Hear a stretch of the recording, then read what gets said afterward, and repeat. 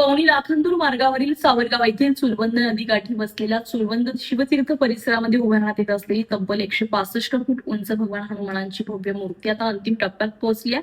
येत्या महाशिवरात्रीला तिचे लोकार्पण होण्याची शक्यता आहे. या महाकाय मूर्तीमुळे चुलबंद शिवतीर्थ हे विदर्भातील एक महत्त्वाचं धार्मिक आणि पर्यटन केंद्र म्हणून उदयास येणार आहे.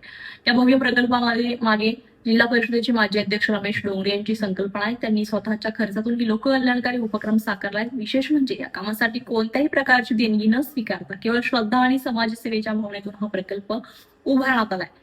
सुमारे 2.5 दशकांपूर्वी चुलबंद नदीच्या निसर्गरम्य काठावर भगवान शंकराचे भव्य मंदिर उभारण्यात आलेलं होतं. त्याच परिसरात हनुमानांची ही विराट मूर्ती भक्तांचे प्रमुख आकर्षण ठरणार आहे. जवळपास 3 वर्षांच्या अथक परिश्रमानंतर या मूर्तीचं बांधकाम पूर्णत्वाकडे वाटचाल करत आहे. ओडिशामध्ये कुशल शिल्पकार मोहन पल्लाई आणि त्यांच्या सहकाऱ्यांनी या मूर्तीचे शिल्पकार्य केलंय. मूर्तीची उंची, रचना आणि भव्यता पाहता ती परिसरातील धार्मिक वैभवात भर घालणारी ठरणार आहे.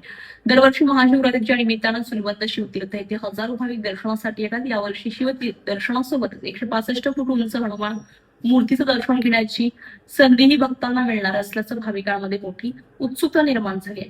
धार्मिक श्रद्धा, भव्य वास्तुकला आणि निसर्ग सौंदर्य यांचा संगम असलेलं हे स्थळ भविष्यामध्ये विदर्भाच्या धार्मिक पर्यटन नकाशावर एक नवे आकर्षण ठरेल अशी अपेक्षा व्यक्त केली जाते.